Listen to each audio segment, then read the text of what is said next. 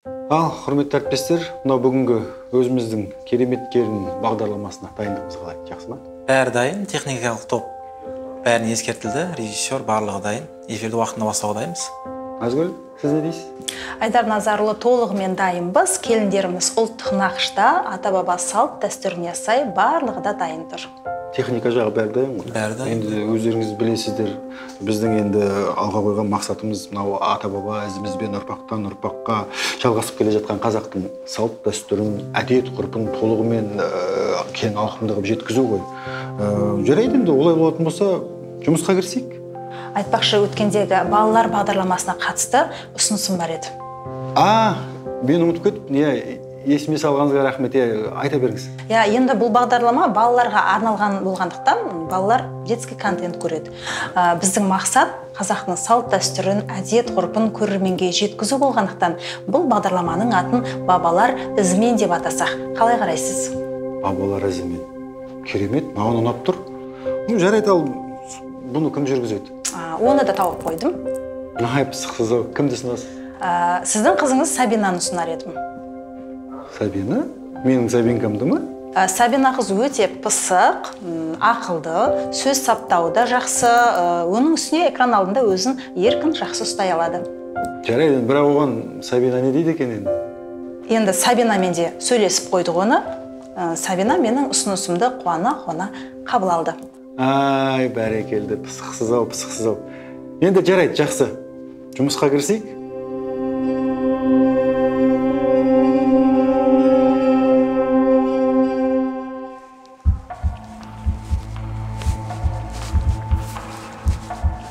Ассаламу алейкум ва рахматуллахи ва баракатух. Ассаламу алейкум ва рахматуллахи ва баракатух.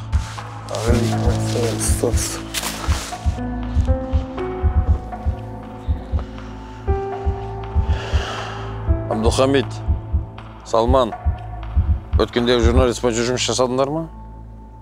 Ұстаз, жұмыс жасадық. Абдухамид, Баянда. Ұстаз, міне журналистің фотосы. Машалла. Журналистің аты жөні Сүлейменов Айдар Назарұлы. 1987 жылы Шымкент қаласында туылған. Қазіргі таңда телеканалда продюсер жұмыс жасайды. Машалла. Жастар арасында танымал блогер. Жастар бұны жақсы қарайды. Әйелі Сүлейменова Айсұлу, Жансерік қызы 1991 жылы туылған. Пандемиядан қайтыс болған. Әлхамдулилля, ұстаз. Мұна фотодағы қызы Сабина Айдар қызы 2009 жылы Түркістан қаласында дүниеге келген.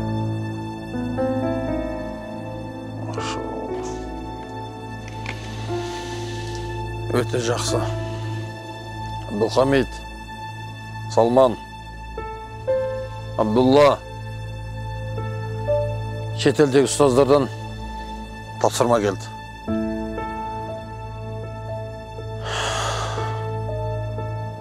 Осы Қазақстанда теракт жасауымыз керек. Теракт жасау үшін TikTok, Facebook, Instagram, интернет желілерін толық пайдалануымыз керек. Интернет желілерін толық пайдалану үшін осы кәфір Айдарды міндетті түрде пайдалануымыз керек. Бұл бірінші тапсырма. Ал екінші тапсырманы кейін айтам. Ұстаз, менің ойым бұл журналистпен тіл табысып, іш бауырына кіріп, достық қарым-қатынас жасауымыз керек. Машалла. Сосын айтқанымызды істетеміз бұл жылтпай. Әлхамдулилля. Әлхамдулилля. Ұстаз, Салман дұрыс айтады. Сол кәфир журналистке ақша берейік. Аузына сыйғанша. Өте жақсы. Сосын құл етіп жұмсайтын боламыз.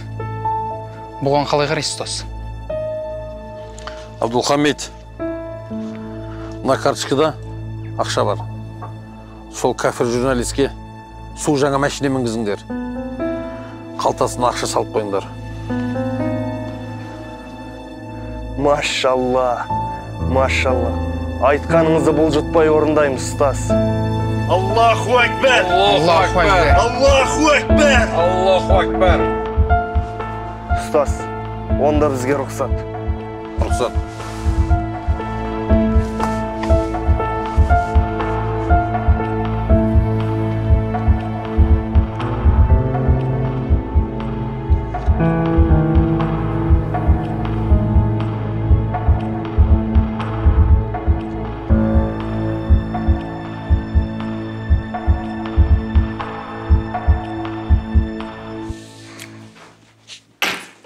Ой, жаным сол, сабақтан шаршап келдің бе?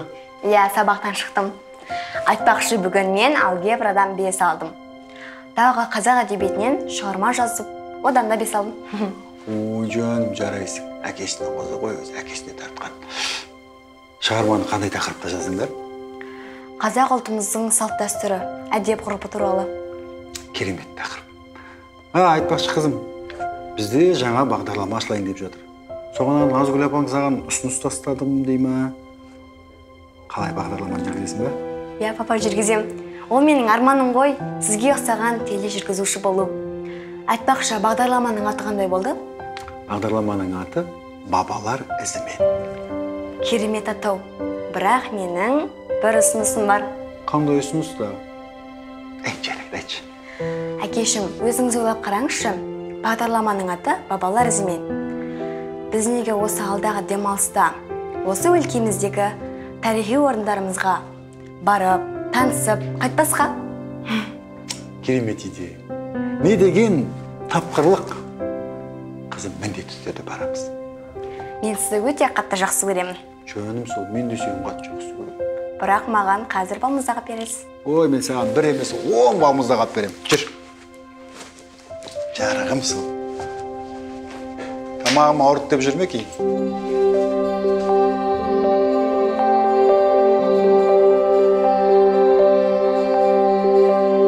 Қайырлы күн. Саламатсыздар ма? Саламатсыз ба? Назгүл ханым, қалай? Дайын ба бәрі? Жақсы ма? Бәрі дайын. Айдар Назарұлы, біздің келіндеріміз 4 аймақтан келіп дайын отыр. Ұлттық салт дәстүрді жақсылап меңгерген, керемет ұлттық киімде, ұлттық нақышта әділқазыларымыз төрімізде отыр. Бәрекелді, ендеше бастаймыз. Так, камера, звук бар ғой, ә? Мына жаққа жарық беріңіздер. 1, 2, 3, мотор. Армысыз қазақ елі тікелей эфирде Түркістан телеарнасында ұлттық жоба керемет келін. Отбасы құндылықтарын дәріптеп, салт дәстүрімізді насихаттауды көздеген ұлттық жобамыз әдеттегідей өздеріңізбен бірге тікелей эфирде жүздесіп отыр.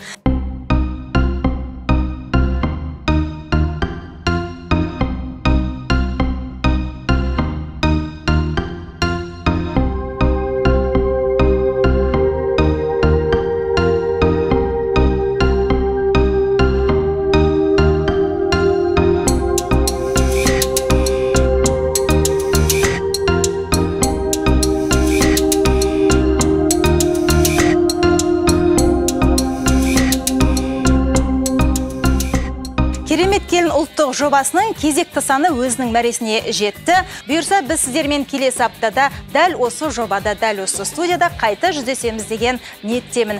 Жыл басынан бері 100-ге жуық келін қатысып, бақтарын сынап, керемет келін деген атқа лайықты болды деп айтыламыз. Әр шаңыраққа шаттық, құт, береке тілейміз. Келесі жүздескенше сау, саламатта болыңыздар. Снято!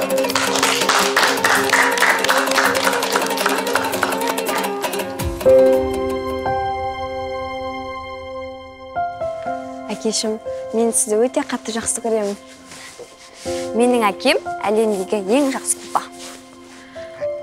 Айтпақшы, әкешім, маған Арыстан баб, Қожа Ахмет Яссауи, ескі Сауран қалашығы туралы айтпаңызшы. Жаным сол, қызым, мен де сені өте қатты жақсы көремін, алтыным. Сен енді мені тыңда. Және әрдайым осыны есіңде сақтап жүр. Мына біздің ата-бабаларымыз, қызым, Ақбілектің күшімен, ақ найзаның күшімен өздерінің бастарын қатерге тігіп, міне, осыншама кең байтақ жерді қорғап қалған, қызым. Кейінгі ұрпағымыз салиқалы болсын деп, қазақтың салт дәстүрін, әдет ғұрпын аманат қылып кеткен, қызым. Мен қазір саған мына қазақтың салт дәстүрі, әдет ғұрып туралы айтып берем, жарай ма? Иә. Сен тыңда қызым. Жаным сол. Салт дәстүр әр ұлттың, халықтың діні мен сеніміне, тұрмыс тіршілігіне, ұлттық құрылым ерекшелігіне сәйкес ғасырлар бойы жинақталған өмірдің өзі туғызған ғұрыптардың жиынтығы. Салт дәстүр ұлт үшін өмір, қоғам заңы болып негізделген сана, тағылым, тәрбие, тіршілік ережесі ретінде ел зердесіне рухани байлық, өнеге тәрбиесін құраған. Қызым, ақын Мағжан Жұмабаев атаң Түркістан екі дүние есігі ғой деген. Бұл орындар тарихи орындар мен жәдігерлер, көненің көзі қызым. Мен саған қазір Арыстан баб жайында айтып берем, кейін Қожа Ахмет Яссауидің кесенесі туралы айтып берем. Жарай ма қызым? Иә. Сен тыңда. Қызым, ал бұл екі дүниенің бесігі болған Қожа Ахмет Яссауи кесенесі. Бұл кесененің іргетасын ақсақ темір қалаған. Бұл қалада Қожа Ахмет Яссауи өзінің уағызшылық қызметін жүргізген. Кесене аумағында Қаз дауысты Қазбек би, Абылай хан, Есім хан, Хақназар хан, Тәуке хан, Қанжығалы қарт Бөгенбай батыр, тағы да басқалар жерленген. Қаланың іргетасы біздің заманымыздың мыңжылдықтың бас кезеңінде қаланған.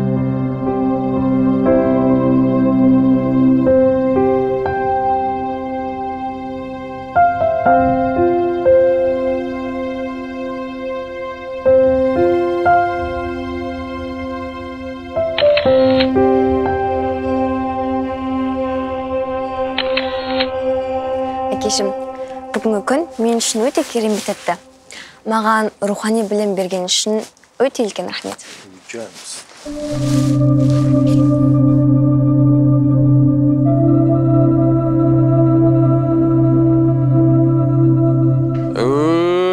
Ассаламу алейкум, Айеке, келіңіз. Уалейкум ассалам, ұстаз. Қалайсыздар? Ассаламу алейкум. Автокөлік құтты болсын. Рахмет. Рахмет, ұстаз. Игілігіңізге пайдаланыңыз. Үлкен рахмет. Абдулхамид, өткенде не істедің? Ұстаз бәрі дайын. Міне чек. Айеке, сіздің есеп шотыңызға 15 мың ақш долларын салып қойдық. Қажетіңізге пайдаланыңыз. Бұл қалай болады екен? Дегенмен, рахмет, ұстаз. Сіз енді бізге бөтен емессіз. Сіз біздің қатарымыздасыз. Бауырлар, қатарымызға тағы бір мұсылман қосылды. Машалла. Айеке, бірақ енді есіміңіз Сахабаның есімен Омар. Омар? Ал Айдар, ол бидғатшылардың есімі. Бауырлар, міне, тағы бір мұсылман толықты. Біздің міндетіміз кәфірлермен күресу. Аллаху акбар! Аллаху акбар! Аллаху акбар! Ұстаз, жоспар қандай? Не бұйырасыз? Жоспар, Омар Ахи, сізде подписчиктер көп. Сол подписчиктерді тиімді пайдаланып, жастарды көптеп тартуымыз керек. Мұныңыз енді дұрыс. Бұл тапсырманы орындаймыз. Аллаху акбар! Аллаху акбар. Біз бұл күресте міндетті түрде жеңіске жетеміз. Аллаху акбар! Аллаху акбар! Аллаху акбар! Бұл кісіні шығарып салыңыздар. Жақсы, ұстаз.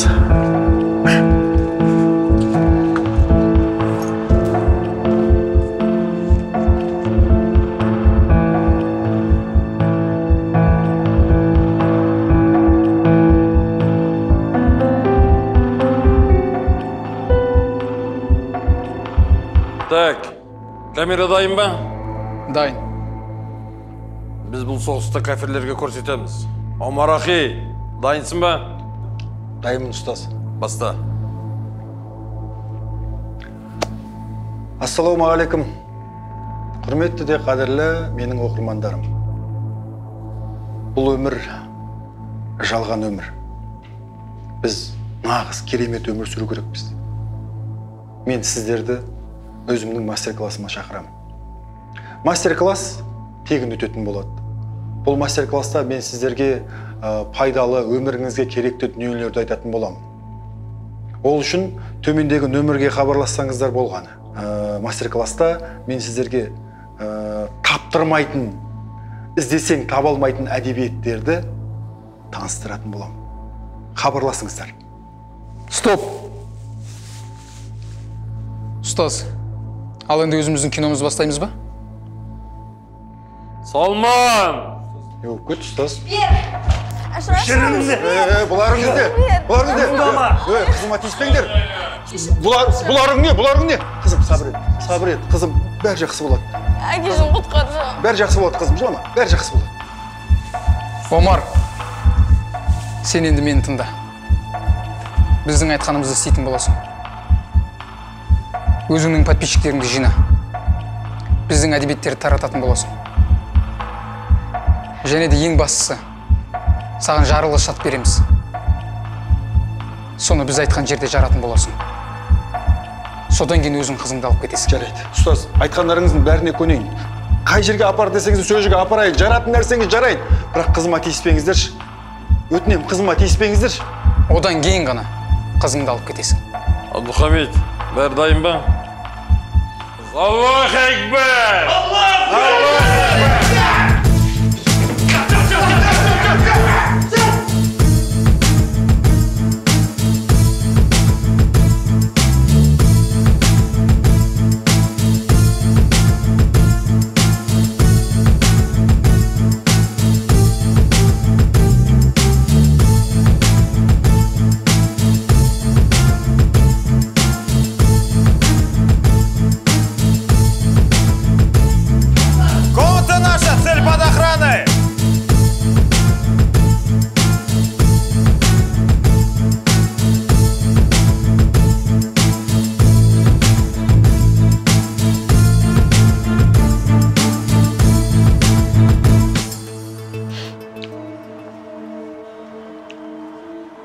Ассалаумағалейкум.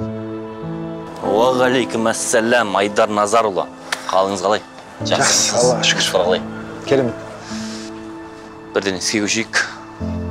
Содырлар шықты ма саған? Шықты. Тура сіз айтқандай бол. Автокөлік сыйлады. Одан соң қомақты қаражат ұсынды. Олардың жанды жерден ұстайтын жері ғой. Бірақ біздің мақсат бұл содырларды құрықтау. Енді мен мұқият тыңдаңыз. Жарайды, тыңдап тұрмын, айта беріңіз. Мына суреттерге қараңыз. Мынау фотода содырлардың басшысы, ұстазы Саиджанов Рахымжан Тайреевич 1973 жылы дүниеге келген, Өзбекстан азаматы, лақап аты Абдусадид. Өте қатыгез, жауыз адам. Ал мынау Шойынбай Шорынқұлұлы 1987 жылы дүниеге келген, Қырғызстан азаматы, лақап аты Абдулхамид. Ал мынау сізге шығып байланыс құрып жүрген Жансерігов Еламан Абдурахманұлы 1990 жылы дүниеге келген, Қазақстан азаматы. Ал мынау Абдусадидтің көмекшісі Ұлықбек Бауыржанович 1991 жылы дүниеге келген, лақап аты Абдулла. Мылқау, бала кезден сөйлеу қабілетінен айырылған. Күрделісі екен. Енді қанша жерден қорқынышты болса да, отанымыз үшін, еліміз үшін барымыз саламыз. Дұрыс, жарайсың, Айдар Назарұлы. Іске сәт, абай бол. Біз сен үшін алаңдаймыз. Аман болыңыз. Байқап жүр.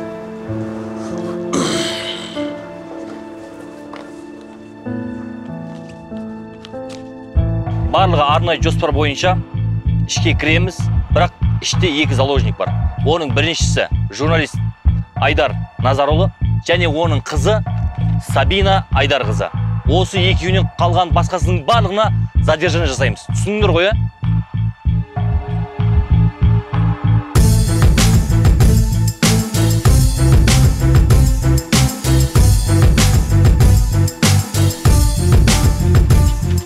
Полковник мырза, біз дайынбыз. Хоп болады. Кеттік, жігіттер. Кет.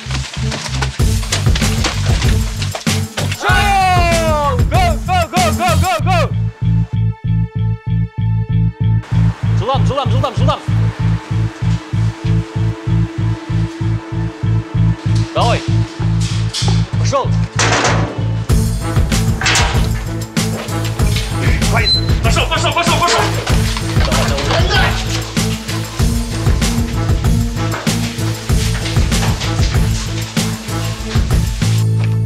Айдар, болып тұра бер.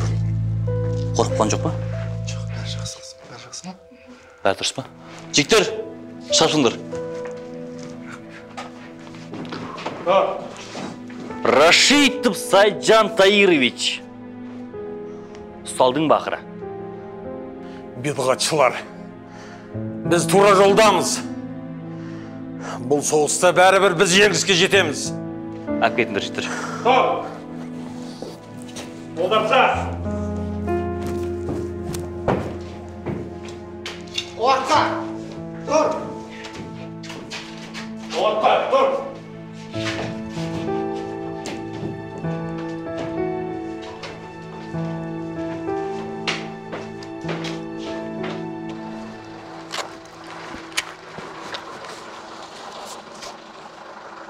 Полковник мырза, бұйрығыңыз орындалды. Хоп болады. Салыңдар.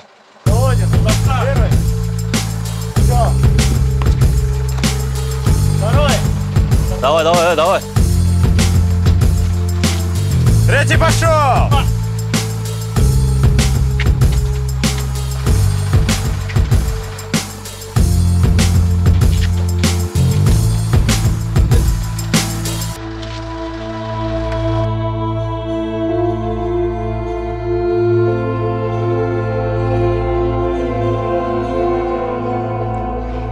Сәлем достар, эфирде бабалар ізімен бағдарламасы. Бүгінгі бағдарламада тың ақпарат, қызықты деректер өздеріңе жол тартады. Қазақ халқының бойында тектілік қалыптасуына ең басты ата-баба, салт дәстүрі, әдет-ғұрпы және рухани құндылықтардың мәні зор. Ата-бабамыз ана құрсағынан бастап дүниеге келгенше тәрбие жұмысын үзбей отырған. Әрбір отбасы ұрпақ тәрбиесіне үлкен мән беріп, ұлттық тәрбиені қалыптастырады. Ата-әже, әке, мектептері арқылы халықтың салт дәстүрлері, әдеп ғұрыптарына, ата кәсібіне балаларды үзбей тәрбиелеп отырған. Өтсе де уақыт зымырап, тарихты қалай ұмытпақ, бабалардың мұрасын еске алып жүр жас ұрпақ дегендей. Бабалар өсиеті, бабалар сөзі әр қазақ баласының жүрегінде мәңгілікке сақталады. Міне достар, бізге берілген уақыт өз мәресіне жетті. Келесі кездескенше аман, сау болыңдар достар. Жарайсың, қызым, жарайсың. Келшім, жанымыз. Сізге рахмет, Нағила ханым. Нағила ханым, бетіне шер қоймайсың ба? Болашақ болсын, өзіңіз сияқты. Керемет. Құдай қаласын.